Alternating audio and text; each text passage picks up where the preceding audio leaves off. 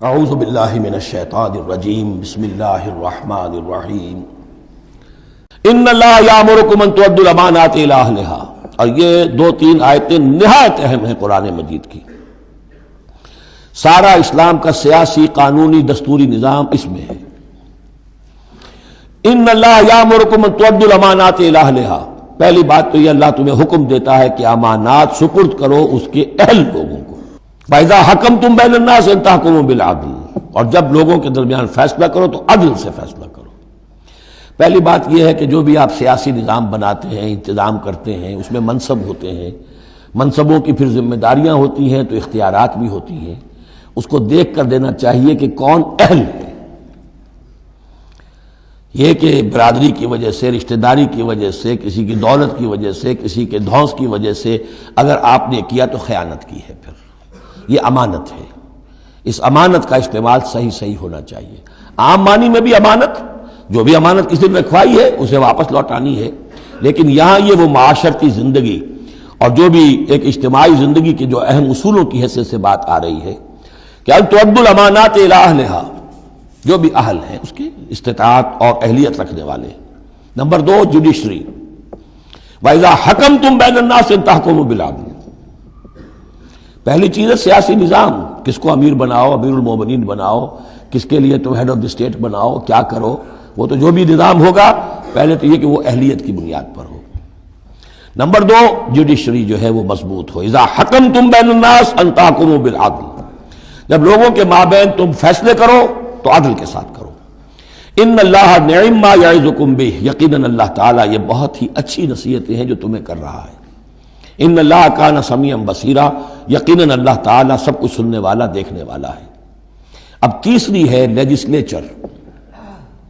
آپ کو معلوم ہے یہ تین پلرز ہیں ماڈرن سٹیٹ کے، چوتھا کہہ دیتے ہیں کہ پریس بھی چوتھا پلر ہے، یہ کہنے کی باتیں ہیں، اصل میں تو تین ہی ہیں،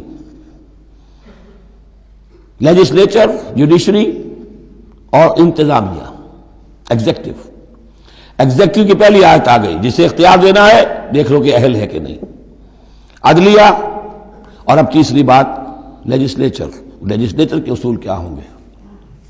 یا ایھا الذین آمنوا اطیعوا اللہ واطیعوا الرسول، اے اہل ایمان اطاعت کرو اللہ کی اور اطاعت کرو رسول کی۔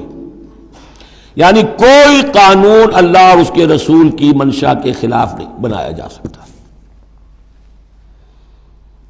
یہ ہمارے دستور میں بھی لکھا ہوا ہے، no legislation can be done repugnant to the Quran and the Sunnah. لیکن یہ جو میں آج کل کہہ رہا ہوں کہ یہ منافقت کا پلندہ ہے کہ اس کی کوئی ضمانت نہیں، اس کی ایگزیکیوشن کی، امپلیمنٹیشن کی کوئی اسکیم موجود نہیں، لکھا ہوا ہے اوپر۔ اطیعوا اللہ واطیعوا الرسول، اللہ کے احکام اور رسول کے احکام، یہ دو مستقل سورسز آف لا ہیں، مستقل سورسز آف لا۔ منکرین سنت کی یہاں نفی ہوتی ہے۔ وَأُولِي الْأَمْرِ مِنْكُمْ، اور اپنے میں سے اولو الامر کی بھی اطاعت کرو۔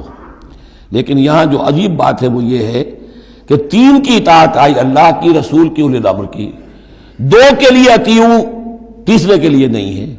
یا تو یہ بھی ہو سکتا تھا کہ اطیعوا ایک مرتبہ آ جاتا اور تینوں کو کور کر جاتا، یا ایھا الذین آمنوا اطیعوا اللہ والرسول واولی الامر منکم، تینوں برابر ہو جاتے۔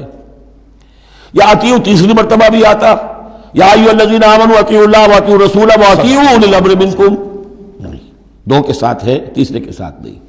اولو الامر جو ہو ایک شرط واضح ہو گئی، تم میں سے ہونے چاہیے، مسلمان ہو۔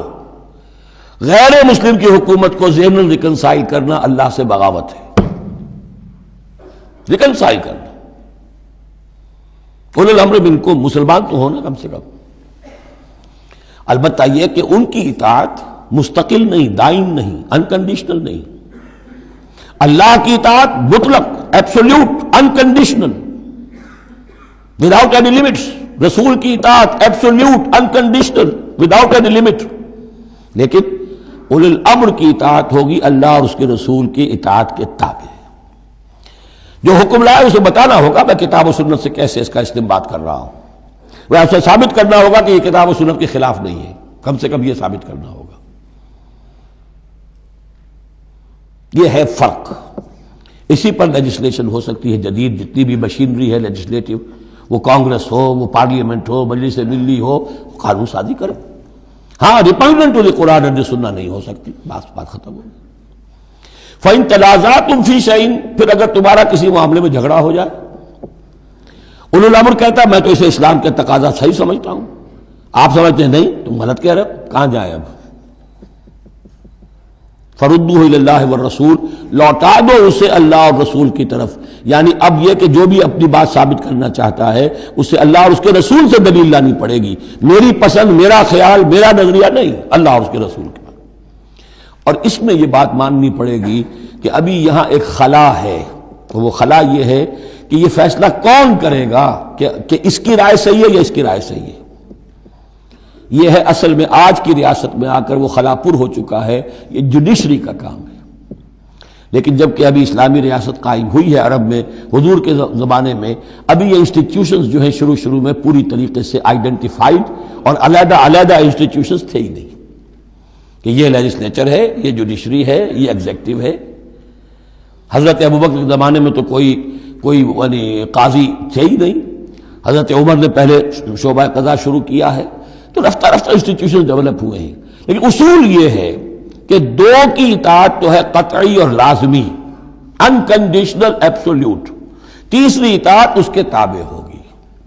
فیصلہ کون کرے گا؟ جدید دور میں اس کا جو انسٹیٹیوشن ہے وہ عدلیہ ہے. وہاں ہر شخص جائے، اپنی دلیل دے، علماء جائیں، عوامی جائیں، جو چاہیں جائیں، سب وہ جو جا کر دلائل دیں، لیکن وہاں سے فیصلہ ہو جائے گا کہ واقعتاً یہ ریپگننٹ ہے یا نہیں.